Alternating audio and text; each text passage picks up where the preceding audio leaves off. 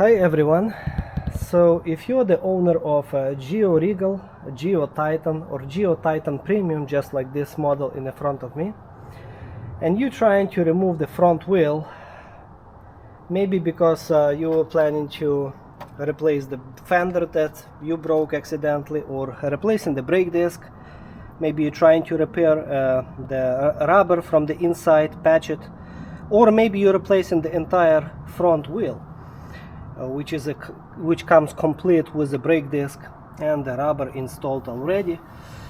So let me show you how to lift up front end safe way without any accidents. So if you own a Gio Titan Premium, you need to press brake lever and apply this parking brake, and the scooter will not move, will not roll.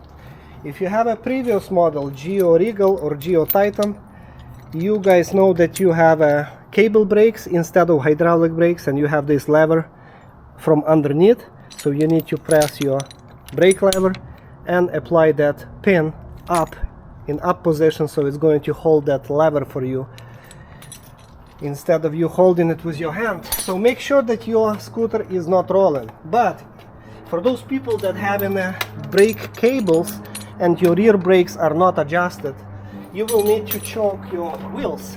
So this is my advice: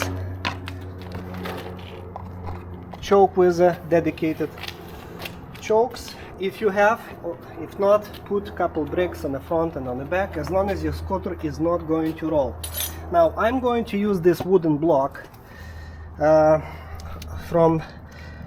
once I lift up the scooter, I will need something to hold the scooter in the up position. So minimum that you're looking would be 7 inches, maximum I would say 11. I had this block in my garage and I decided not to cut it to a specific size, but this size will work perfect for in my case. Unfortunately, you will not be able to use a jack for this particular scooter because there is no flat bottom, and I will show you. So right now, with my wheels, rear wheels choked, I will be lifting up the scooter like this, and I will be installing my block from one side of the scooter. This is enough, just the one side. You cannot put on the middle because there is a middle frame actually welded, and it will be on your way. So one side is more than enough.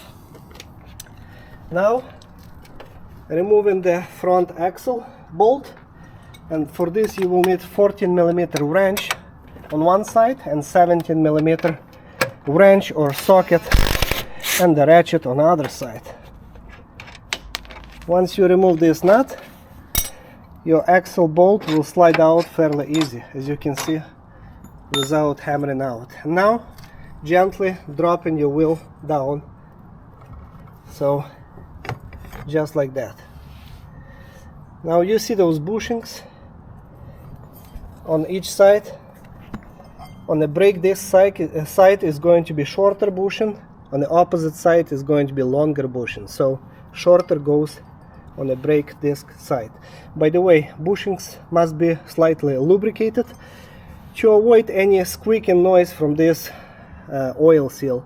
Even though this oil seal is not doing anything, it's just a protective, a dust protective seal, but if it's getting dry, it might make some squeaking noise.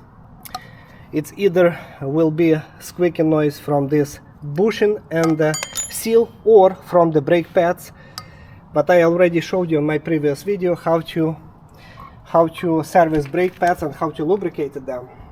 Now if you're replacing the fender, there is a 3-bolt 10mm bolts that you can have really easy access to remove it and replace your fender. Now when it comes to installing your front wheel back in place, if it's the same wheel or a brand new wheel, make sure that brake pads are spreaded when you will be installing back in place. So just spread it with your fingers. As you can see, they move fairly easy with 2 fingers. So you need to see this gap. This is basically same thickness as a brake disc, and this brake disc is supposed to go inside of this gap. So let's install it with a brake caliper to be in place. You have to look from here when you install it, so to verify that the disc is going in between the pads. So make sure that you see how it's going exactly.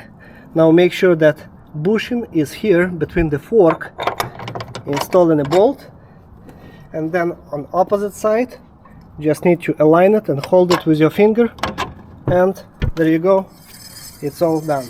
But if you're having a hard time of installing that brake disc between two pads, you might want to remove the brake caliper, and so let me show you, and install it that way.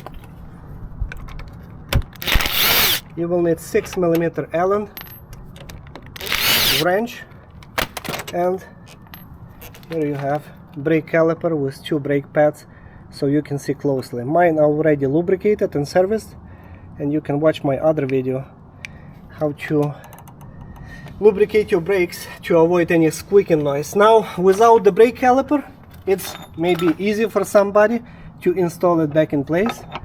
Maybe they will like that option. So one long bushing on the opposite side. So make sure you put long bushing and in between the fork,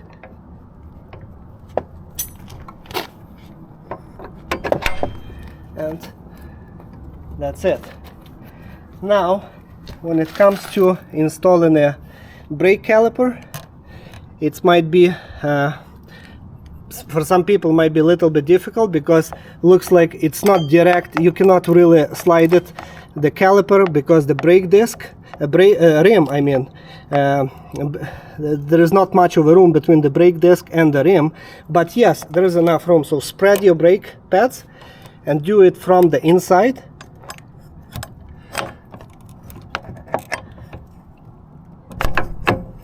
and it will get in from the bottom, I mean from the bottom of the disc. So there is exactly enough room to slide it, as long as your disc is between two brake pads. There is enough room.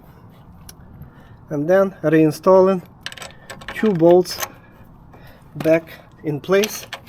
Do not over tight them, so be gentle.